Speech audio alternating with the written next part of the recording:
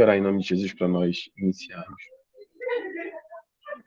Senhor, meu Deus e meu Pai, mais uma terça, Senhor, que estamos aqui buscando, Deus, mais conhecimento, separando, Senhor, uma hora, Deus, do nosso dia, para entender um pouco mais da sua palavra. Abre, Senhor, a nossa mente, o nosso coração, o nosso entendimento, Deus. Nos guia, Senhor, a ter uma vida, Deus, mais profunda, de mais aproximação contigo. Abençoa, Senhor, meu irmão, a mente, os assuntos, Deus, que ele vai ministrar na aula, Senhor, que isso entre na nossa mente e no nosso coração. Amém.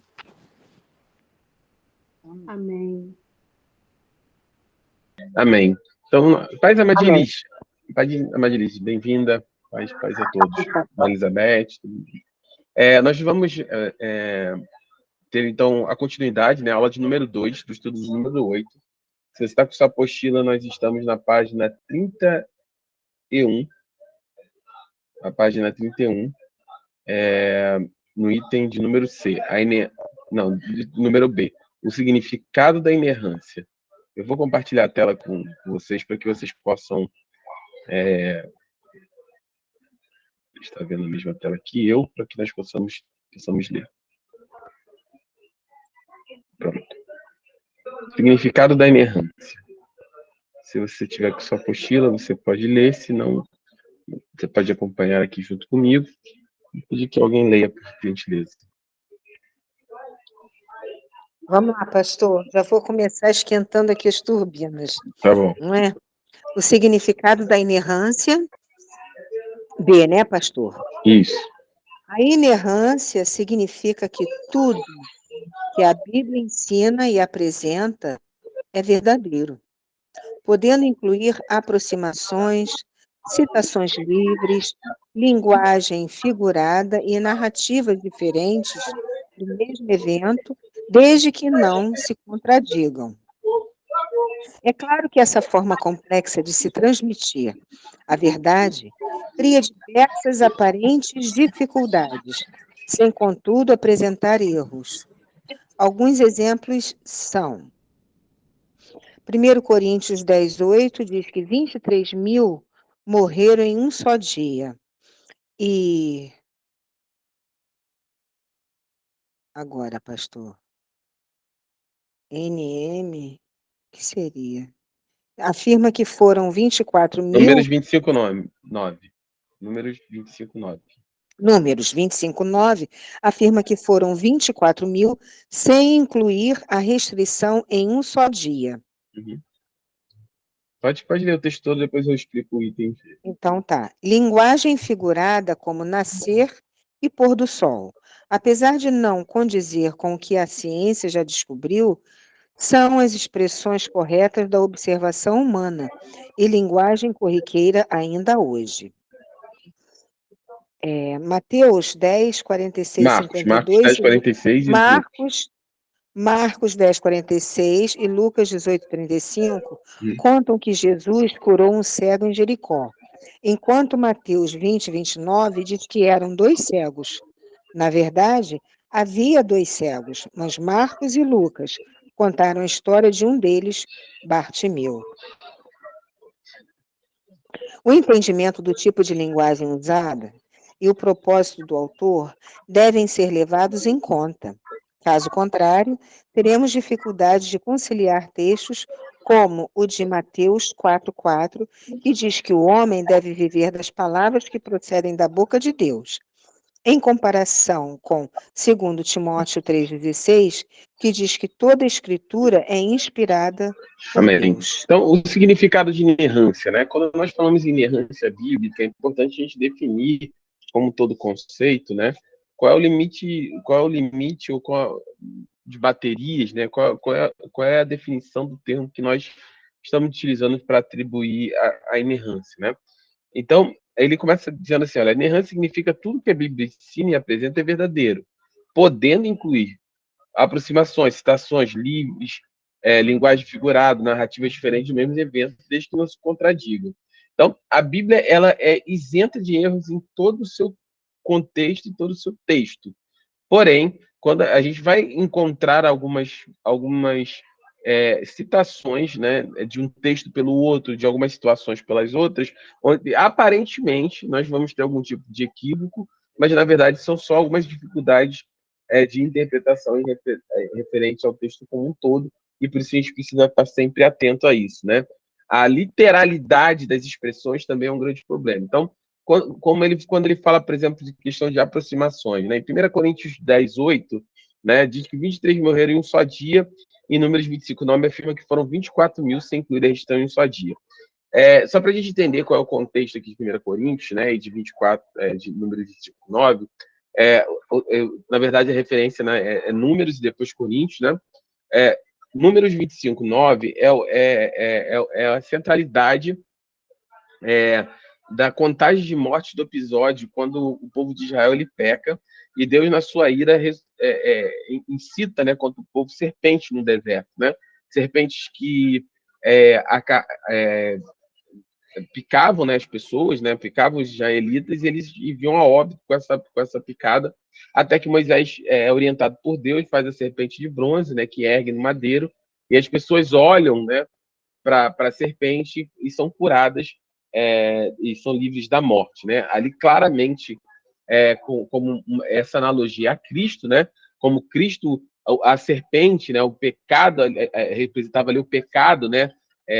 Em si, né? O pecado que traz a morte, né? O pecado do povo que foi a rebeldia, a idolatria contra o Senhor, todo o contexto no deserto. Ali quando Deus traz o pecado contra o povo, né, e o pecado gera morte através da serpente, quando Moisés faz vamos dizer assim, essa simbologia de Cristo, né, levantando uma serpente de bronze no madeiro, né, óbvio, quando Cristo ele morre na cruz por nós, né, por todos nós, ele se fez pecado, né, ele carregava sobre ele todo o nosso pecado. E aí o texto aqui trata justamente de quando 1 Coríntios está tratando sobre isso, né? Sobre assim como houve a serpente, né? Que eles pecaram e Deus trouxe a cura através da serpente, então começa a construir um pensamento em relação em volta de Cristo a respeito disso.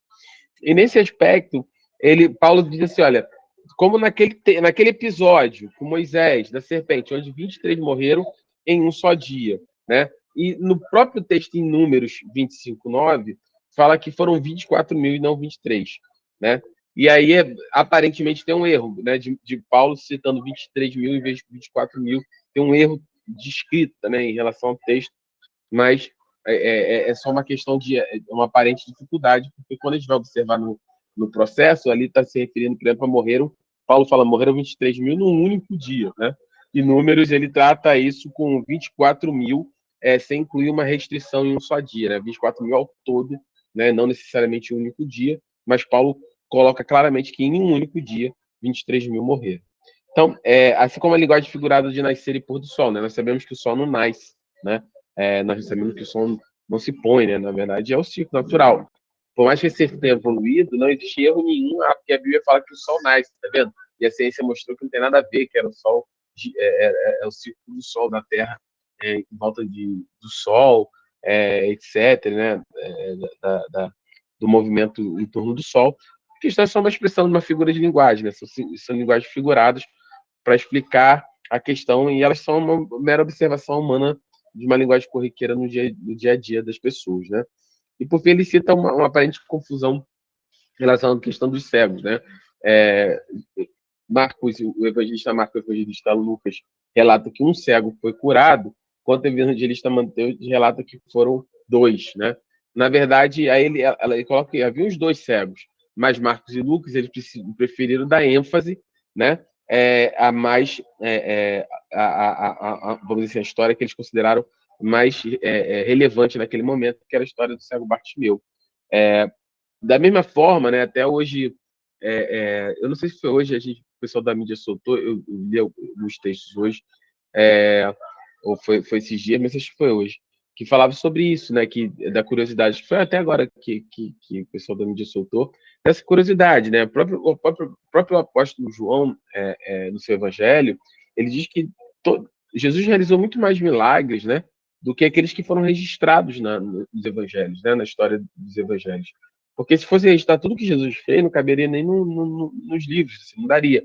Então, assim, foram muitas e muitas curas, muitas e muitas manifestações do poder do Filho de Deus aqui no nosso meio. Então, é óbvio que conforme você vai tendo essa visão, não à toa, né, os evangelhos são chamados, lembre desse termo, né? Mateus, Marcos e Lucas, os três primeiros evangelhos, são chamados de evangelhos sinóticos, né? O que é sinótico? É o ponto, é o mesmo, eles tratam dos mesmos pontos, né, das mesmas situações, só que sobre pontos de vista diferentes. Então, são três olhares de um mesmo evento, né? Então, eles são complementares. Então, Marcos, Mateus e Lucas, eles testemunham dos seus evangelhos a respeito desses milagres do mesmo ponto. Já João é um evangelho não sinótico, né? Um evangelho que ele destoa nesse aspecto. Ele vai falar um pouco mais sobre o ministério de Cristo, sobre algumas coisas referentes à natureza de Cristo, Jesus como sendo a manifestação do Logos, da palavra, como sendo o amor de Deus manifesto, né? O amor de Deus que foi capaz de amar o mundo de tal maneira da seu próprio filho. Então, na verdade, a gente precisa entender que a Bíblia, quando a gente diz inerrância, é no sentido de que tudo que ela apresenta é verdadeiro, mas nessa apresentação pode incluir diversas formas, de diversas maneiras, pode incluir outras variações, né, do texto, das aproximações, linguagem figurada, narrativas, que são características do texto escrito por pessoas, né? Lembrando sempre que a Bíblia ela é inspirada pelo Espírito Santo, ela é a palavra de Deus, mas Deus respeitou também as características do tempo, dos escritores, né? A Bíblia não é uma psicografia, né? João, quando foi escrever o evangelho dele, ele não fez como alguns médios, por exemplo, os kardecistas, que abaixam a cabeça, metem a mão na cara e começa a psicografar lá o evangelho. Não é isso. A Bíblia não foi psicografada, né? A Bíblia foi inspirada pelo Espírito Santo. Isso é um ponto muito importante em relação àquilo que nós cremos, tá? Então, a Bíblia ela não foi manifestação de uma inconsciência ou de uma consciência tomada por uma inconsciência a partir do momento que o Espírito Santo habitou. Não foi isso. A Bíblia ela é inspirada, ela é manifestadamente inspirada a homens conscientes. É soprada a palavra de Deus através do Espírito Santo para essas pessoas, né? E aí, acho que alguém levantou a mão, eu vou passar aí essa levantar isso. Não, a Bíblia foi vivida, é isso, pastor? A Bíblia foi vivida pelos discípulos que passaram a ser apóstolos, é muito diferente, não é isso? Seria isso, né? Eles relatam fatos, né? Eles relatam que eles O que vivenciaram eles com Jesus. vivenciaram. E esses fatos, né, tanto os apóstolos, né, mas também os profetas, os reis no Antigo Testamento, Moisés, que registrou, né, os profetas de Jeremias, todos eles registraram, mas inspirados pelo Espírito Santo. Tudo aquilo que foi manifestadamente registrado na Bíblia foi inspirado por Deus e por isso é a palavra de Deus, né? E aí quando a gente pega essa questão, isso que ele trata, quando você pega na literalidade do texto, se você só pegar a literalidade, você tem dificuldade. Você fala assim, ó, é difícil conciliar para Mateus 4:4 com 2 Timóteo 3:16, porque um fala que o homem vai viver das palavras que procedem da boca de Deus. Então, tem algumas que procedem, algumas que não procedem. Ou só manifestadamente procedentes claramente procedentes da boca de Deus. Comparação de 2 Timóteo 3:16, que fala que toda a escritura é inspirada, né? O que eu estou dizendo existem versículos ou passagens que você vai ver, abre aspas, assim diz o Senhor, eu, Deus de Israel, e tem outras passagens que é a manifestação do próprio evangelista Lucas, por exemplo, registrando, fazendo uma pesquisa sobre a vida de Cristo e registrando aquilo que ele ouviu e viu diretamente de testemunhas que viveram com Cristo durante seu ministério. Então, assim, cada texto ele precisa ser respeitado na sua essência, né? Da forma como ele foi escrito, do tempo, o autor, mas toda ela é a palavra de Deus. Nada que está registrado na Bíblia para nós não é nada mais, nada menos do que a própria palavra de Deus inspirada pelo seu Espírito. Bom, tá claro até aqui? Sim, pastor. Bem? Então, a inerrância nos destinos de Cristo, né? Então, a gente vai tratar um pouquinho sobre os ensinos de Cristo. As evidências de Mateus 4, de 1 a 11. Pode ler, gente. Jesus disse, referindo-se às Escrituras, que o homem deveria viver de toda palavra que sai da boca de Deus. Quando Satanás citou o Salmo 91, onde ele omitiu uma parte do verso 11, que muda completamente o sentido do texto, mostrando que a ideia não era de que Deus protege de riscos desnecessários e descabidos. Jesus respondeu que fazer uso do texto desse modo era tentar a Deus, para que o homem deve viver de toda palavra que procede de Deus. A resposta de Jesus a Satanás foi: está escrito. Amém. Aqui é um confronto, né? Um tratamento do texto muito claro, né? No embate de Jesus, quando ele é levado para o deserto, né? Para o seu momento dos 40 dias de jejum, no final desse período, Satanás vem até ele afrontar Cristo, né?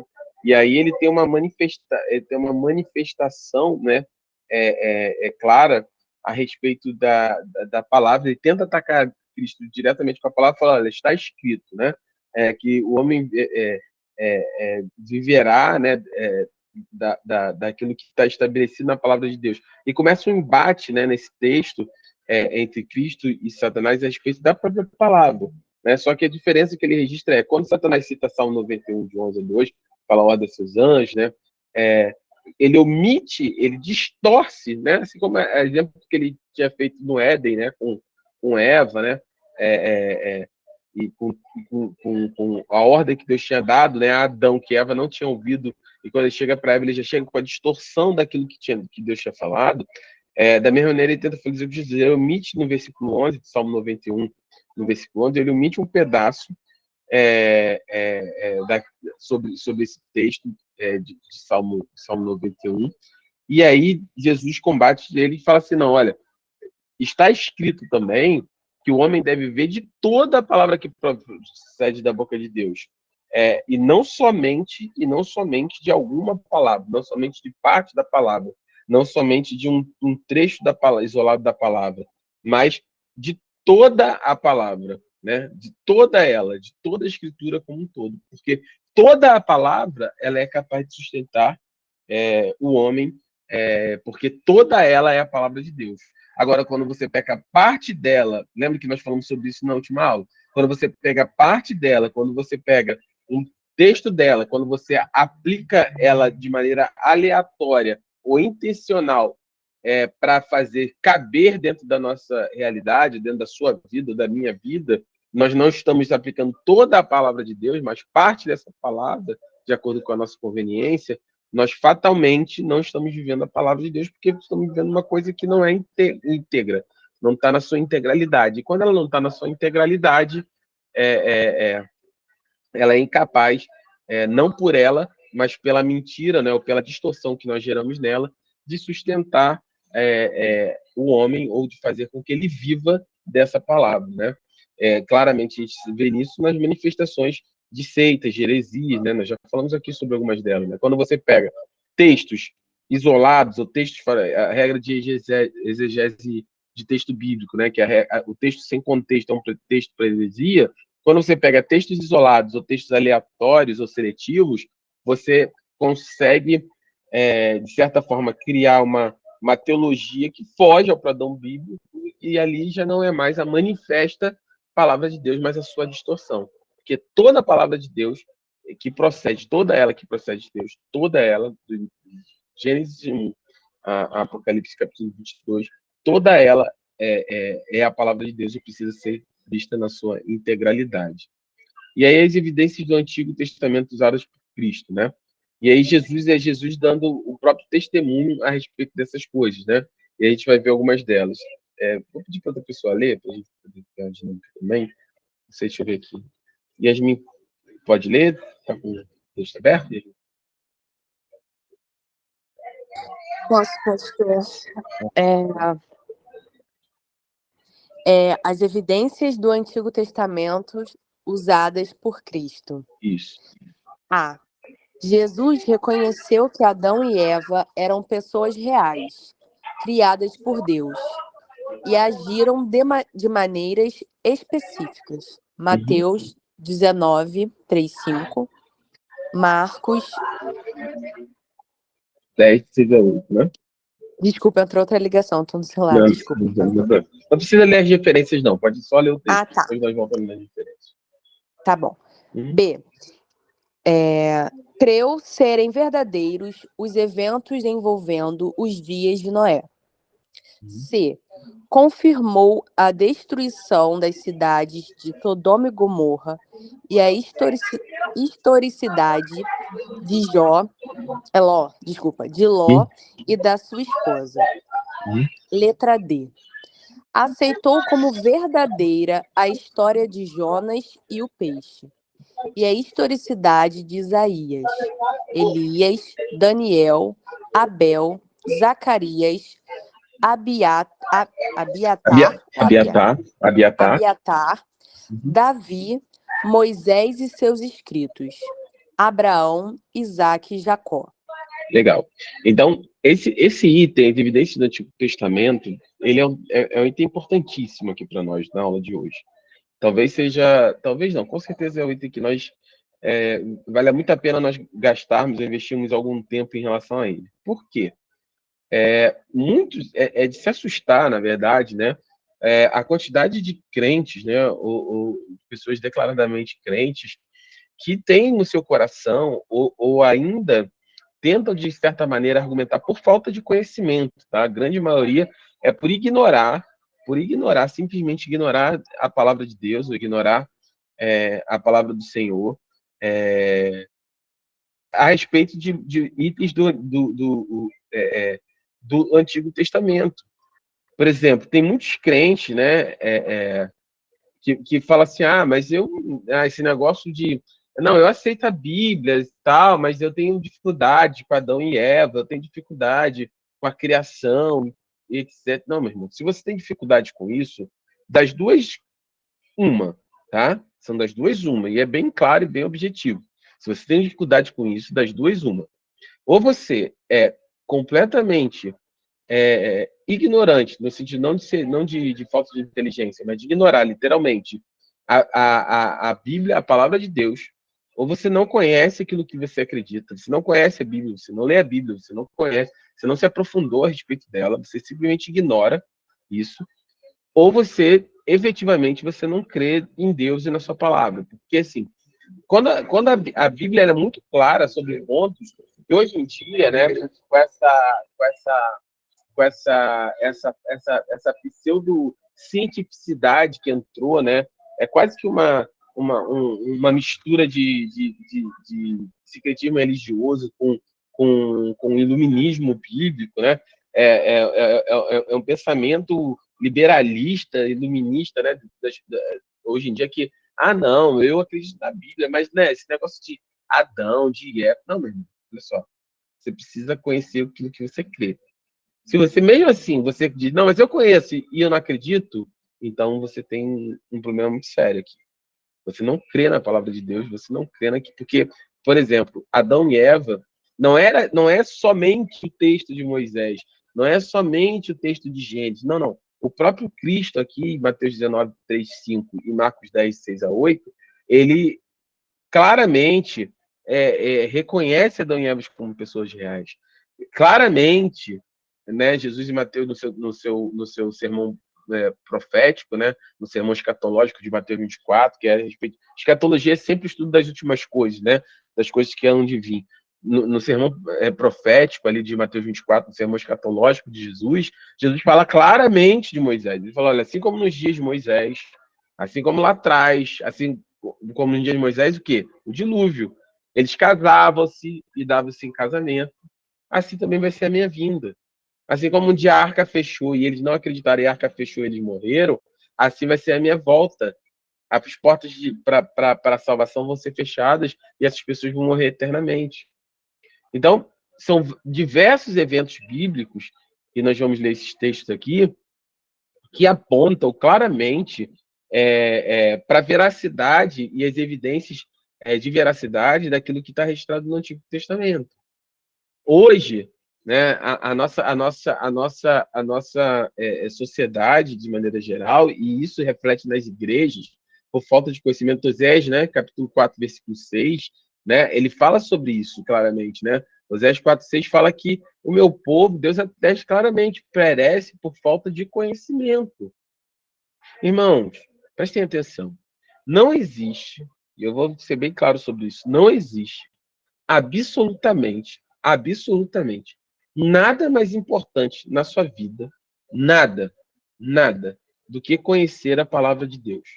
Não existe nada, não existe experiência pentecostal, não existe experiência no culto, não existe seu ministério, não existe nada.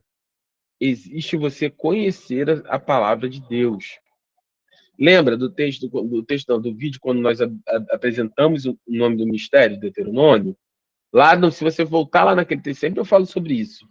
Hoje, depois das aulas, depois de toda a conversa que a gente está tendo sobre as solas, volta lá no texto e você vai ver que quando, né, o Senhor deu inspiração e eu fiz ali o vídeo de apresentação do ministério, tudo que está ali não são palavras ao esmo, não são coisas que foram feitas simplesmente para ficar legal no vídeo, não é isso.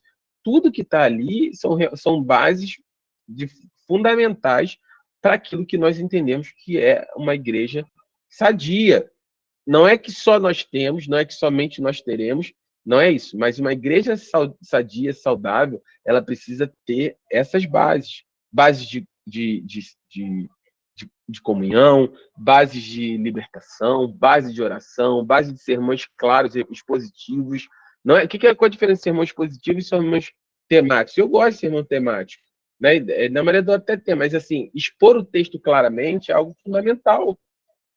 Porque o que nós vivemos hoje é de uma inúmera aplicabilidade de textos bíblicos que, na maioria das vezes, fogem completamente do seu sentido original. Uma série de malabarismo de discurso para fazer o texto bíblico caber naquilo que eu quero falar. Eu não parto do princípio daquilo que o texto está me dizendo, eu parto do princípio que eu quero falar e moldo o texto naquilo que eu quero falar. O sermão expositivo expõe a Bíblia, expõe o texto. O que o texto está dizendo? Olha, o texto está dizendo isso. Ponto. A partir disso, como é que nós aplicamos isso na nossa vida? Olha, nós aplicamos dessa e daquela maneira. Nós podemos expor o texto bíblico da tomada da terra prometida por Josué e do povo de Israel pela promessa. Podemos. Expõe o texto. O texto fala que Deus foi com o povo de Israel, Deus foi com eles nas batalhas, Deus derrubou as muralhas de Jericó, Deus fez isso tudo. Que nós aprendemos lá. Que Deus pode muitas coisas. Que Deus ele é poderoso para fazer infinitamente mais do que nós pensamos ou daquilo que podemos ou pensamos a respeito do seu poder. Que Deus pode fazer isso na sua vida? Pode. Com certeza. Nós podemos pegar aquilo tudo e aplicar de forma prática na nossa interação de fé, na nossa forma como nós nos relacionamos com a palavra. Mas que eu não posso dizer assim, olha, Nádia, se você quiser ganhar a sua bênção, você só não ganhou ela porque você ainda não deu 7 voltas em torno da sua bênção, calado, e no 7º dia você tem o bênção. Não é isso que o texto diz. Não é isso que o texto diz. Ali não é um manual de como você ganhar sua Jericó. Não é isso que o texto diz. Ali é um testemunho do poder de Deus na vida do povo de Deus, de que quando ele está se movendo a seu favor, nem mesmo uma muralha é capaz de impedir os propósitos dele na sua vida. Essa é a aplicação do texto. Amém. Que pode ser na sua bênção, que pode ser na sua necessidade hoje ainda. Hoje, antes de acabar o dia. Antes de acabar essa aula. Com certeza pode. Mas o que nós não podemos é adequar o texto para nós fazermos com que ele caiba dentro da mensagem. Nós não moldamos o tema, nós não vestimos o tema com o texto. Nós pegamos o texto viramos a aplicabilidade daquilo que pode ser o tema da mensagem. Então, o conhecimento da palavra de Deus, o conhecimento das Escrituras, entender, sair desse lugar de uma leitura descompromissada, né, no sentido de sem entendimento do texto, sem entendimento daquilo que está sendo falado, uma aplicabilidade, né, simplesmente desconexa daquilo que o texto está falando, é muito perigoso, né? E nós, mais uma vez, irmãos, nós somos pentecostais, amém? Nós somos pentecostais, nós somos uma igreja pentecostal, nós cremos no poder do Espírito Santo, nos dons espirituais, no batismo com fogo, batismo de línguas, a evidência do batismo do Espírito Santo sendo falar em línguas, nós cremos nisso tudo. Mas a grande movimento que nós devemos fazer como pentecostais, que falta no meio da igreja pentecostal, é o olhar sobre nós. Sobre nós. Estou sempre falando sobre isso nas últimas pregações, é o olhar sobre nós mesmos. É que nós valorizamos muito mais as experiências em detrimento do conhecimento. Em cima de textos que não têm absolutamente nada a ver com isso, como, por exemplo, e a gente vai fazer um exercício, o texto que fala que a letra mata, mas o espírito vivifica. Não, a letra mata. Você está fazendo. Para que você vai estudar? A letra mata. Mas o espírito vivifica. E nós viramos caçadores de experiências, né? O worship é uma benção. Eu amo louvores de worship, amo. Mas trouxe também uma geração que só busca experiência. Só busca experiência. E aí, quando você só busca experiência, a experiência é muito individual. Mas existem coisas que na vida cristã que são individuais, mas a maioria delas, elas são coletivas. E o que é coletivo? Deus e sua palavra. As bases de fé. Manifestações a respeito das nossas crenças. Como, eu sempre falei sobre isso. Como você sentiu o seu batismo é uma percepção sua. Mas a base do batismo para todos nós ela precisa ser igual. Quando a Yasmin, quando a Fernanda, quando a Tânia, quando o Lúcio, quando a Nádia, quando a Elizabeth, quando a Madiris, quando a Sil, quando a Lorena, quando nós descemos as águas do batismo, obrigatoriamente com todos nós aconteceu a mesma coisa. O quê? Todos nós rimos e falamos no Espírito. Não. Todos nós vimos o céu abrir e falar... Não. Pela palavra, quando nós descemos, todos nós descemos. Foi sepultado com Cristo, criatura.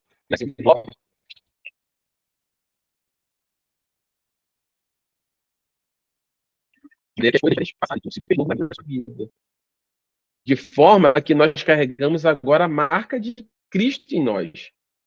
A aliança de Deus conosco, que no Antigo Testamento era o corte do prepúcio no homem, né? No menino em Israel, que ia lá fazer o corte no prepúcio. No prepúcio.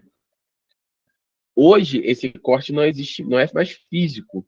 A marca, de maneira que todo aquele povo, quando olhava um homem israelita, falava, ele é judeu, porque ele tem um corte no prepúcio. Ele fez aquela, como fosse, não é bem isso, mas é uma operação de fimose. Ele fez, ele é israelita, tá vendo? Ele já conhece. Já sabiam quem era.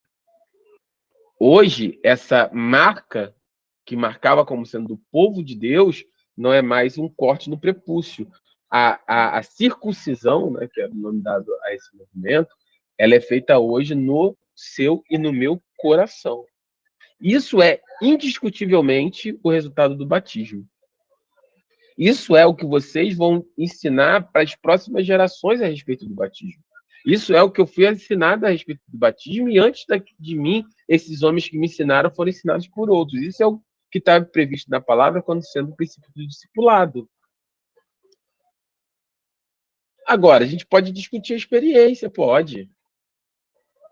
Pode ter sido muito reflexivo para alguns. Eu levei pela igreja que eu estava, precisava esperar 6 meses, estudar, fazer confirmação de fé, pela questão de doutrinária da igreja onde eu me converti.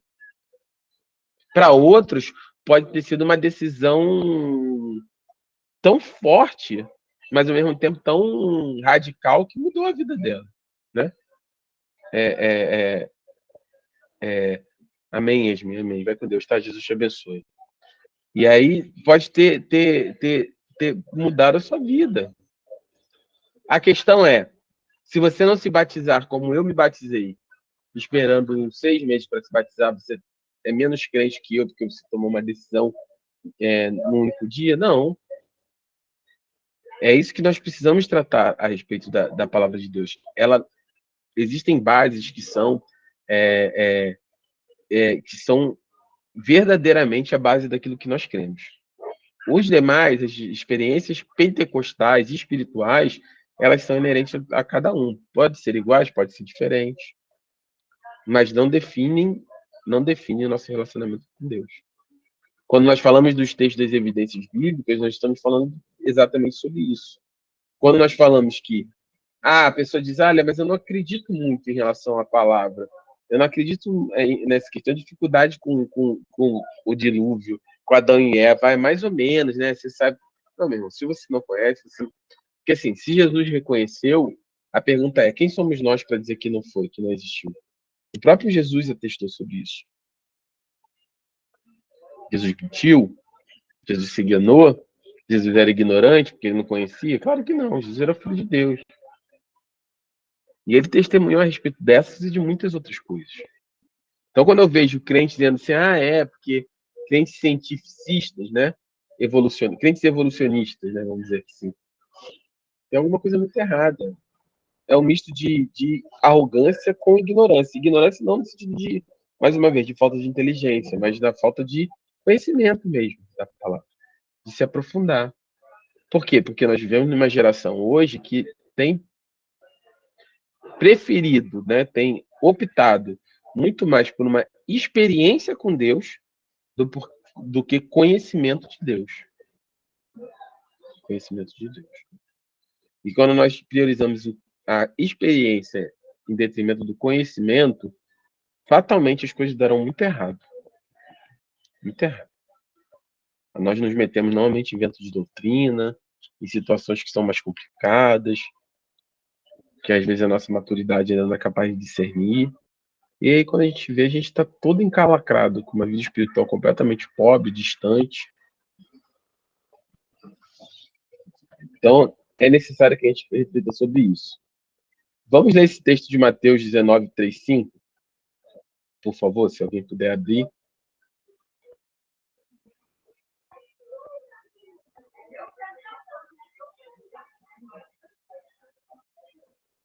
Mateus 19, 3, 5. Vou ler, Vamos lá, pastor. Uhum. 19, 3, 5. Uhum. Sim. Só um minutinho, já estou chegando. 18. Mateus 19, 3. Isso. Alguns fariseus aproximaram-se dele para pô-lo à prova e perguntaram-lhe: é permitido ao homem divorciar-se de sua mulher por qualquer motivo? Vocês não leram que no princípio o Criador os fez homem e mulher e disse: por essa razão o homem deixará pai e mãe e se unirá à sua mulher, e os dois se tornarão uma só carne? Assim, eles já não são dois, mas sim uma só carne. Portanto, o que Deus uniu, ninguém separa.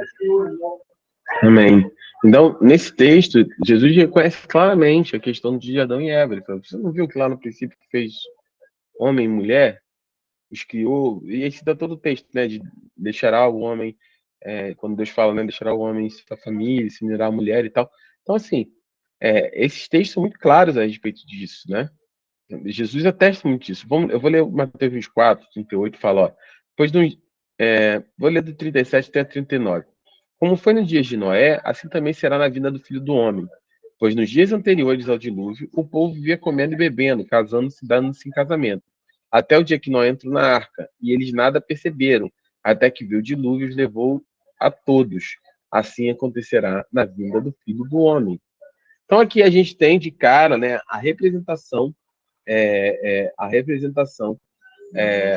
o reconhecimento de Jesus em vários pontos. Primeiro, dos dias de Noé, né? Dos eventos do dia de Noé. Falando, olha, como no dia de Noé, veio o dilúvio. Então, sim, Jesus reconhece o dilúvio, sim, Jesus reconhece a arca, sim, Jesus reconhece Noé, sim, Jesus reconhece o período pré-diluviano, que se houve os dias de Noé, o período antes do dilúvio. Então, assim, é tudo muito claro, né? Mateus 10, se você puder voltar um pouquinho, né, de Mateus 10, 15, é um texto também que fala sobre isso,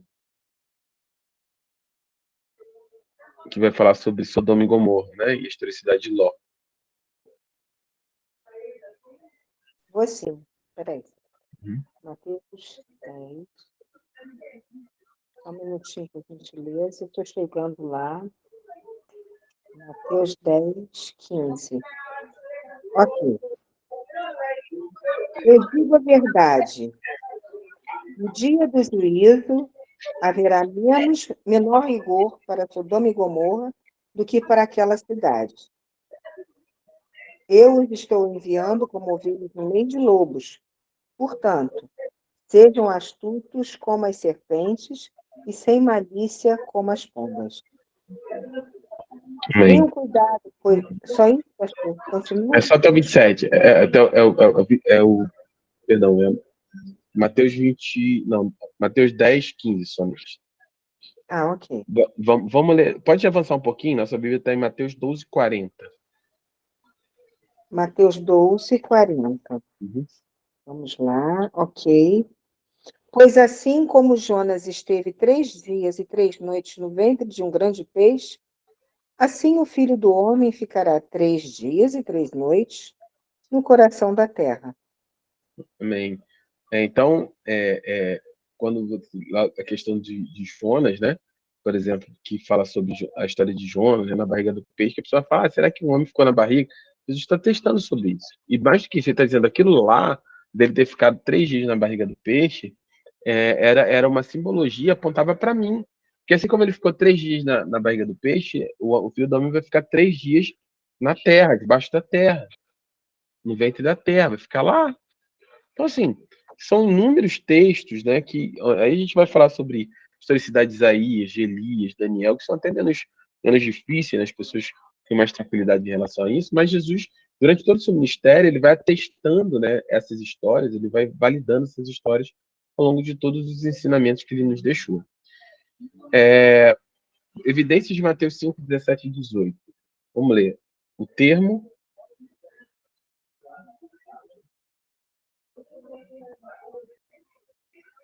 Estão vendo aqui? O termo a lei e os profetas Uhum. envolvia todo o Antigo Testamento.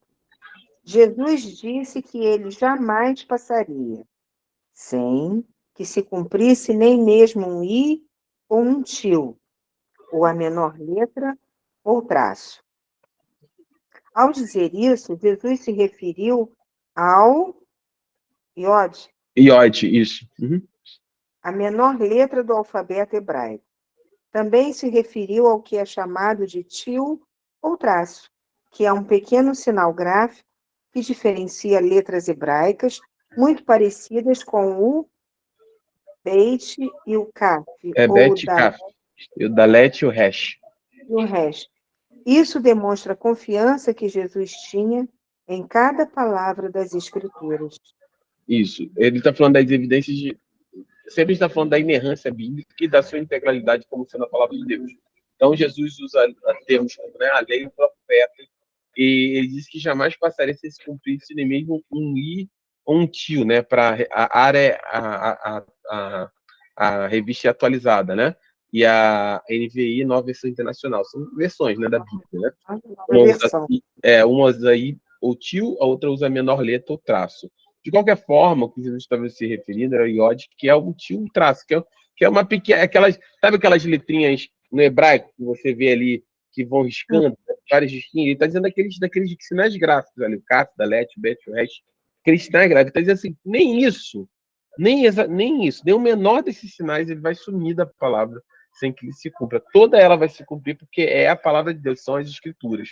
Então, você vê como é que a certeza de Cristo era a confiança de Deus, era tão grande, Jesus era tão grande, em cada palavra das Escrituras, que nada se perderia, absolutamente nada. E hoje, como a gente fala, é muito claro, né, a tentativa de distorção da palavra de Deus ou do abandono de algumas partes que não convém a algumas pessoas, né, principalmente quando trata sobre pecado, que é muito difícil. Evidências de João 10, 31 e 38. Depois de afirmar sua divindade, os judeus se enfureceram e quiseram apedrejá-lo. Jesus os dissuadiu dessa ideia, citando o Salmo 82, ao qual chamou de lei. Disse que se aos homens foi atribuído o termo deuses, devido à alta posição a eles concedida, era correto que ele usasse o mesmo termo para si, devido à unidade que tinha com o Pai. O interessante é que essa argumentação não se apoiou em livros ou capítulos da Bíblia, mas em uma palavra, Elohim, que significa Deus. Então, aqui está falando sobre essa, vamos dizer assim, em relação a tudo aquilo que Jesus estava falando, né? Ele está dizendo o seguinte: aqui é um texto, é uma conversa que Jesus tem, né, com os fariseus, né, daquele tempo, e que Jesus fala assim, não, porque eu sou filho de Deus. E ele se revolta com Jesus, fala, como assim você é filho de Deus? Se você é filho de Deus, você é Deus, porque a essência de Deus é Deus, então você está dizendo que é Deus?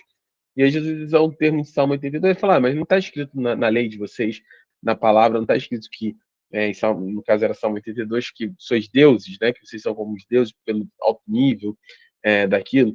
Então, o que ele está dizendo a palavra de Deus é tão poderosa que, nesse contexto, Jesus não se prende nem ao capítulo, ao versículo inteiro, mas numa única palavra que é citada ali, que é Elohim, que é esse plural de deuses nesse processo.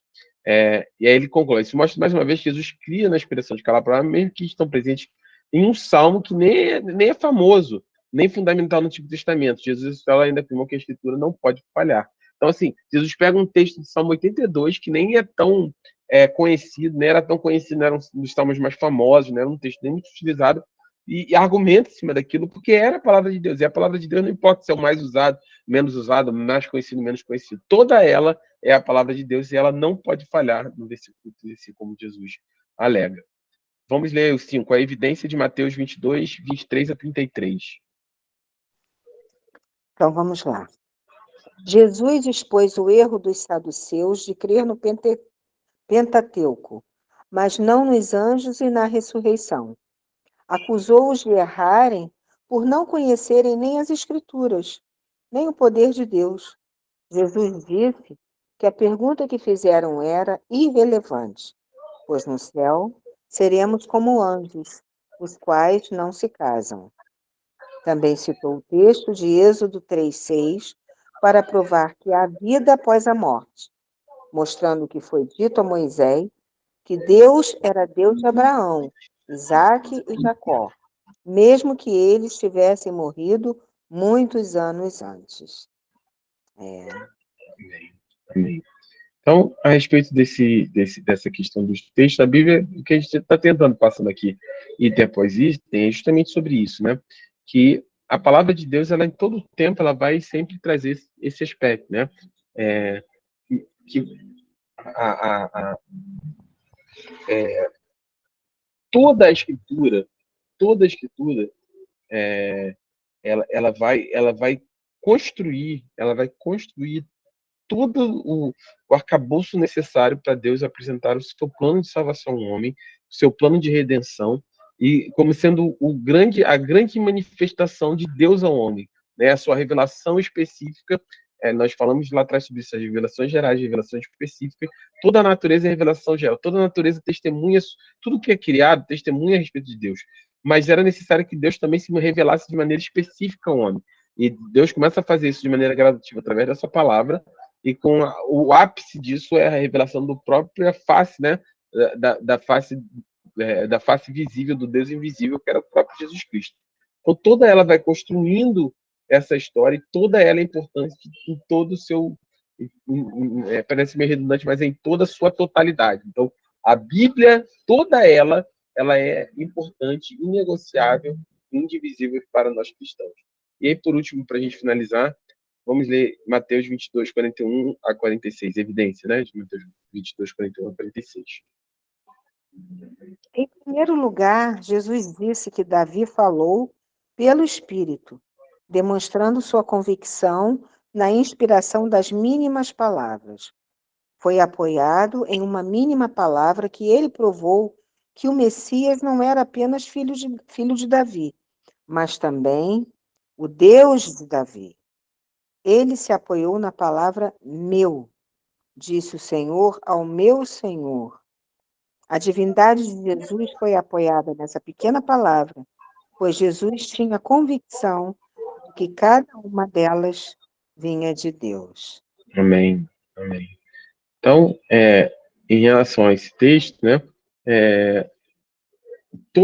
quando ele fala assim, em primeiro lugar, Jesus falou pelo Espírito, né, que Davi falou pelo Espírito, demonstrando sua convicção na expressão das mínimas palavras, né. Então, quando Jesus cita esse texto, né, que o próprio Davi reconhecia, né, que um Senhor, né, ao meu Senhor, ele falava sobre essa relação, né, de construção através do Espírito, né, através de toda a palavra de Deus, né, desde a sua primeira inspiração em Gênesis, através de Moisés, até o último livro do Espírito, né, que foi João, em Apocalipse de João, né, a revelação de João, Deus ele sempre manifestou claramente, né, a sua intenção de se revelar através da sua palavra, nem nos mínimos detalhes, né? Como ele diz aqui, ó, ele se apoia na palavra meu Senhor. Como é que Davi, né, chamava Deus Davi e reconhecia o Messias como meu filho de Davi, mas ao mesmo tempo meu Senhor. Então, assim, inclusive as pequenas palavras, as pequenas manifestações da palavra de Deus, toda ela corroboram para a construção da revelação do próprio Deus através da sua palavra, e Cristo, que é a palavra de Deus, né? O Logos de Deus, em relação é apresentado como Logos de Deus para o homem, né? Uma palavra de Deus manifesta, né? Então, nós vamos ficar por aqui hoje. Semana que vem nós vamos tratar sobre passagens problemáticas, né? Ou aparentemente problemáticas em relação a alguns textos bíblicos, e aí a gente conclui o estudo de número 8 em relação a isso, a inerrância da Bíblia. Bom, ficou alguma dúvida aqui hoje? Está tudo bem? Tem alguma dúvida? Tudo bem. Amém? Amém. Então, vamos orar para nós encerrarmos. Queria agradecer a vocês. Vou ver se Sil está com o microfone aberto. Não sei se estiver com o microfone aberto. Se não, eu vou pedir para... Sim, pastor. Bem, vamos orar então, Sil, para nós encerrarmos a nossa aula. Ok. Oh, nosso Deus, nosso Pai, nós te agradecemos, Senhor, por mais essa noite, por estarmos aprendendo mais de Ti, Senhor, cada dia mais e mais, Senhor. Que o Senhor venha nos dar uma noite de sono abençoada na Tua presença. Abençoe cada um dos meus irmãos que estão aqui conosco nessa noite, em nome de Jesus. Amém. Amém, amém, meus irmãos. Fiquem na paz, tá? Uma excelente noite para vocês. Quinta-feira nos vemos no culto, tá bom? Fiquem na paz. Boa noite. Boa noite. Boa noite a todos. A paz do Senhor para tudo, boa noite. A paz.